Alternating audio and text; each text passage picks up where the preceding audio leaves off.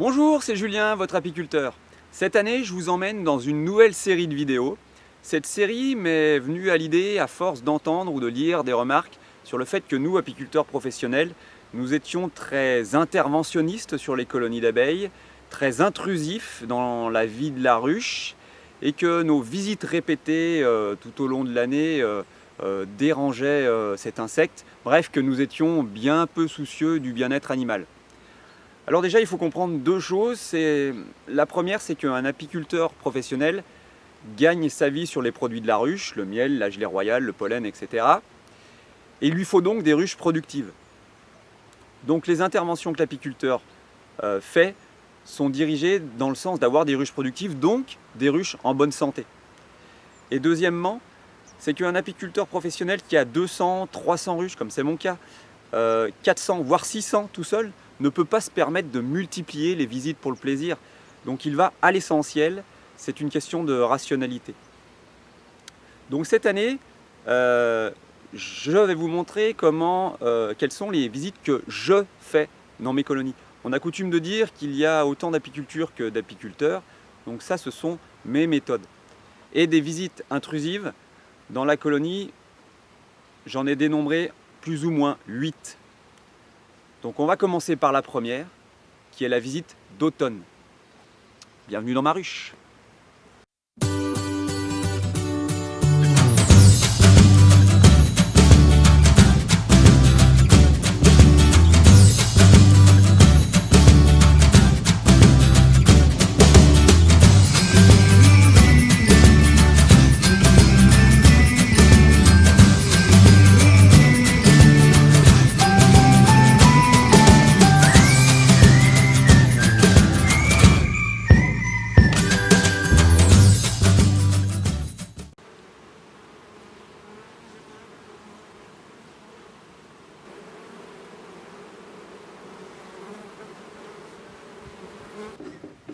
Et oui, pour moi, la première visite de l'année, la plus importante, c'est la visite d'automne.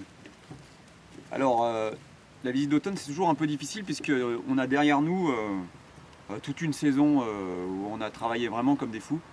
Et c'est un peu dur de se relancer, mais c'est la plus importante parce qu'elle va conditionner la colonie pour passer l'hiver dans de très bonnes conditions et donc pour être une ruche productive au printemps. Donc c'est pour ça que pour moi, c'est la visite la plus importante. Et c'est sûrement celle qui est la plus intrusive parce que c'est celle sur laquelle moi je passe le plus de temps. Alors ici, pour comprendre un peu ce que je vais faire, ce sont des colonies qui étaient en montagne, sur lesquelles j'ai supprimé les vieilles reines et j'ai réintroduit des cellules royales. Et en plus derrière il y a un peu le sapin qui a donné.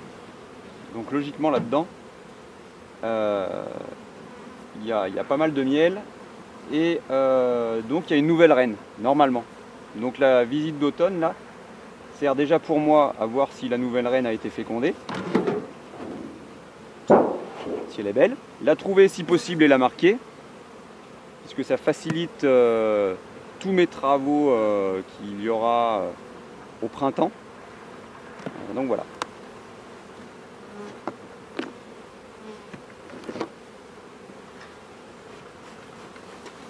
Pour expliquer un peu l'historique de la colonie.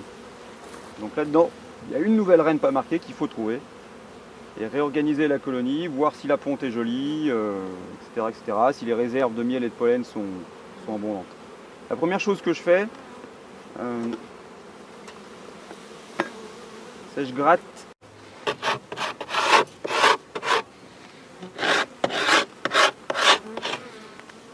pour enlever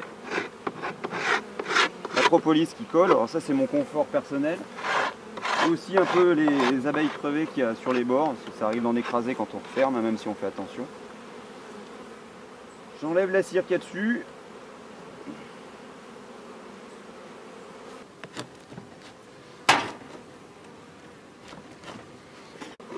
Alors pourquoi j'enlève la cire qu'il y a même sur les bords de la ruche, je vais enlever la cire qu'il y a sur les bords de la ruche, sur le dessus.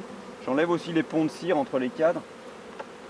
J'ai deux raisons. La première, c'est que quand je manipule les cadres après, il n'y a pas de pont de cire. Déjà, ça évite d'écraser les abeilles entre les ponts de cire. Et la deuxième, c'est que je vais faire un traitement anti-varroa acide oxalique en décembre. Ça se fait par dégouttement. L'égouttement, c'est passer une solution là entre les cadres. Et s'il y a des ponts, je ne peux pas répartir partout. Alors, je préfère que ce soit que la grappe d'abeilles soit bien accessible. Alors, le premier cadre, donc il est gavé de miel, de pollen. En même temps, je cherche la reine. C'est rare qu'elle soit sur le cadre de miel.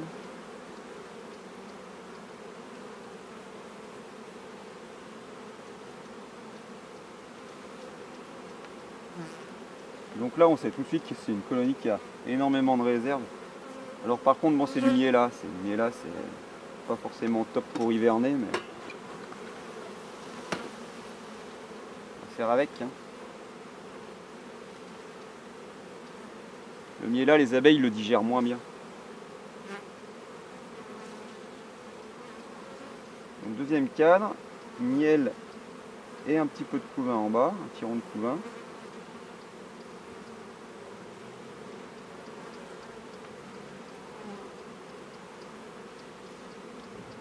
Toujours à ma recherche de ma reine, en même temps je regarde, donc là il y a du pollen. On arrive sur mi-septembre, il y a le lierre qui va commencer à être en fleurs. Ça commence à rentrer un peu des pollens. Les pollens d'automne sont très importants pour l'hivernage.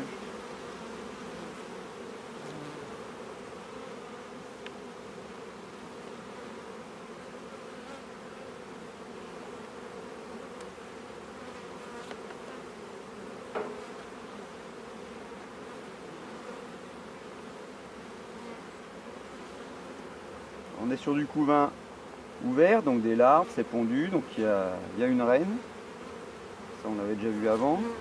Il y a une reine, il y a une belle couronne de miel, donc de réserve autour du couvain. Ça c'est une ruche, j'aurais pas besoin de nourrir pour passer l'hiver. Elle fera le poids, on le verra sans doute par la suite. Après je suis toujours à la recherche de ma reine. Si vous la voyez, vous me dites. Si je la trouve pas, c'est pas un drame, je la trouverai au printemps, à la visite de printemps. Mais j'aime bien le faire maintenant, comme ça c'est fait. Et au printemps, j'ai plus que mes manips à faire, je sais où est ma reine.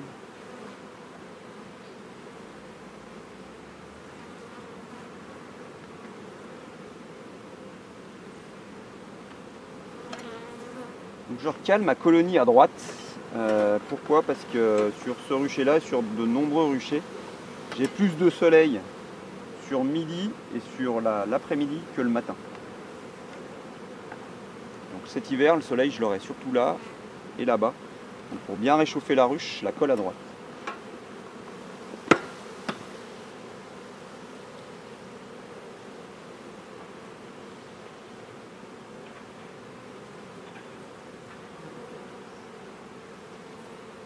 Toujours du beau couvain, avec du miel.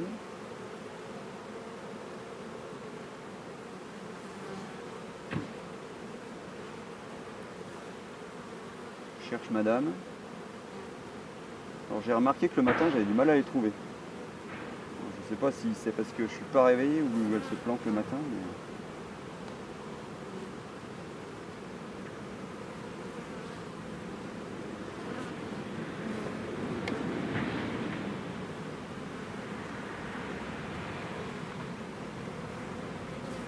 J'enlève les ponts de cire. En tout cas, je suis très content. J'ai fait ces reines sur une base d'une reine inséminée. Elles sont super douces. Elles tiennent bien le cadre. C'est top. Elle est là. Vous la voyez pas, je vous la montre un peu de loin. Elle est ici. Alors j'ai deux méthodes de marquage. Soit je les attrape, soit je fais du sniping. Mon stagiaire qui est un ancien militaire qui m'a donné le nom à ma méthode. J'essaye de la marquer directement sur le cadre. J'essaye. Hop.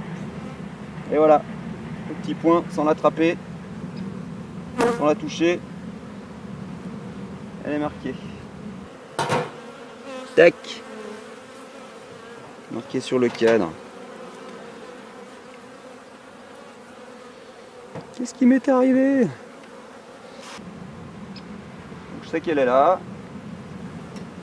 Je vais gratter un peu les ponts de cire quand même.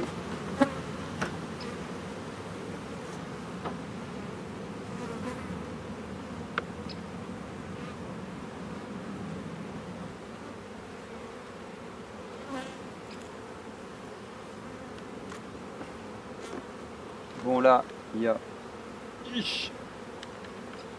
que du miel, un peu de pollen en bas, du miel plein pot.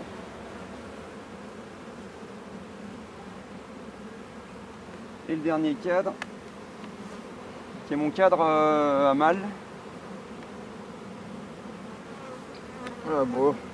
Il y a des abeilles recto verso, donc je le laisse, je le mets en rive. C'est plein de réserves, on va pas se priver. Hein.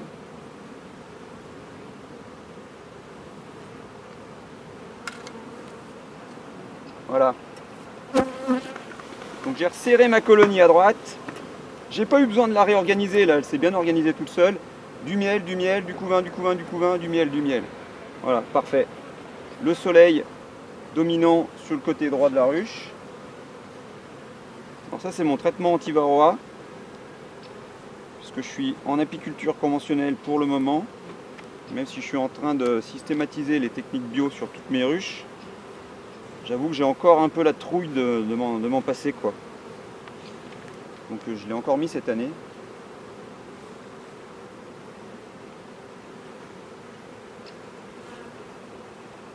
Tac. Donc je vais regratter un peu les bords de la ruche là-bas.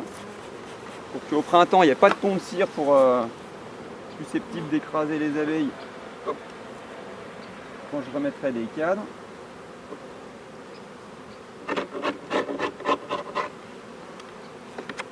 Tac. La partition, je la gratte aussi. Je vous le montre ici. Mais... pareil.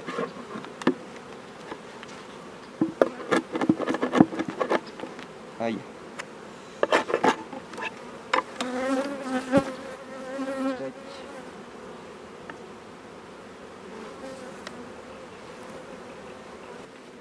Je gratte. Pareil. Le couvre-cadre nourrisseur.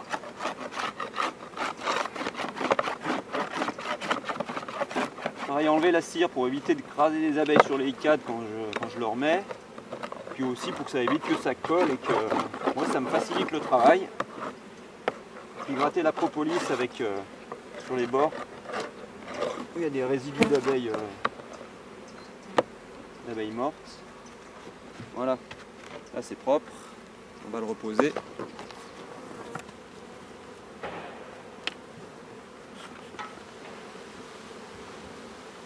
Allez, rentrez à la maison.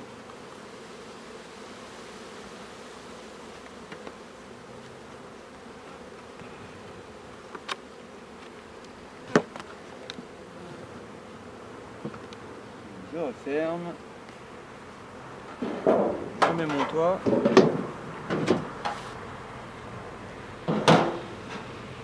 Alors je vais marquer sur le toit ce que j'ai fait. Donc le nom de la reine. Un petit point pour dire qu'elle est marquée. Je mets qu'elle est sur 7 cadres. Qu'elle a 3 cadres de couvain. La nourriture est abondante. Et voilà, ça c'est réglé. Ensuite, vu que je suis maniaque, j'efface toutes les écritures de cette année.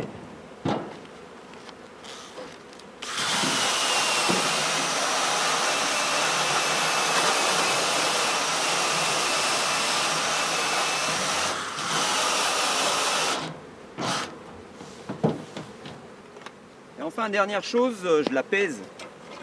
Alors, je fais une demi-pesée par l'arrière.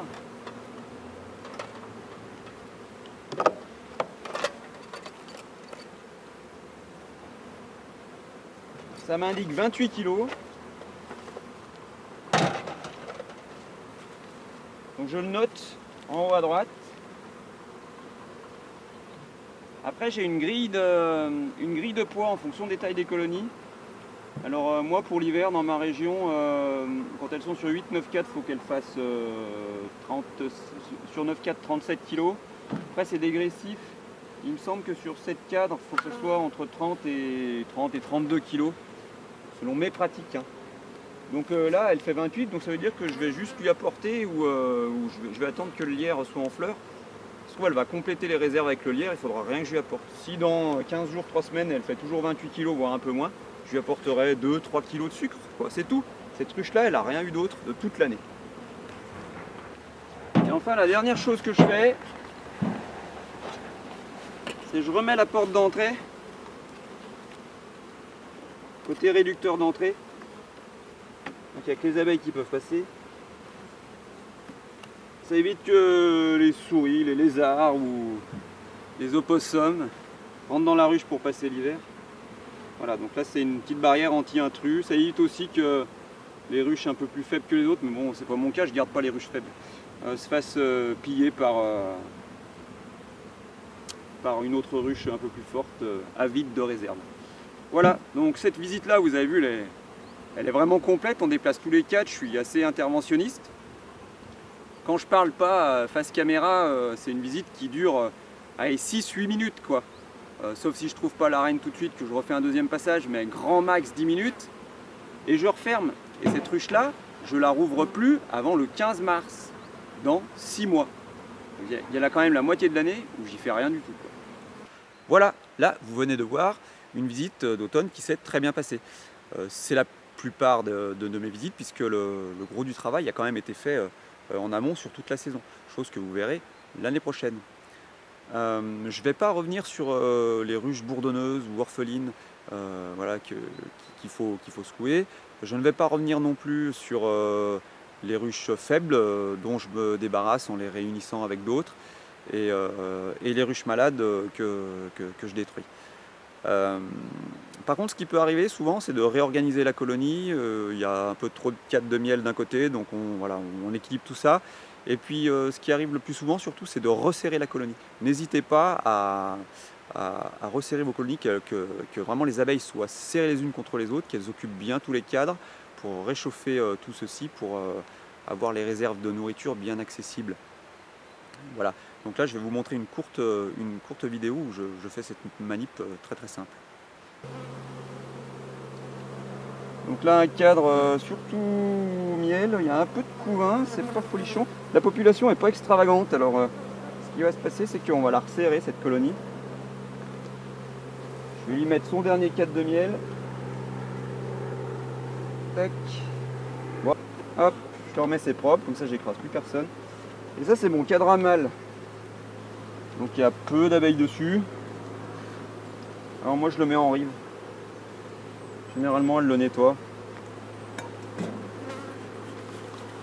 Voilà, une fois que la visite d'automne est terminée, je n'ouvre plus les ruches, c'est fini.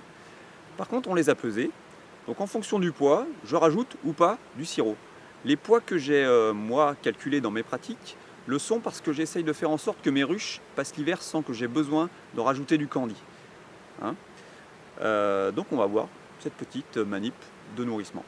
Alors là on a 2 ruches, une qui est sur 6 cadres, une qui est sur 7 cadres. Celle qui est sur 6 cadres fait 28 kg. Pour moi il faut qu'elle fasse 30 kg pour passer l'hiver. Donc je vais lui rajouter 2 kg environ de sirop.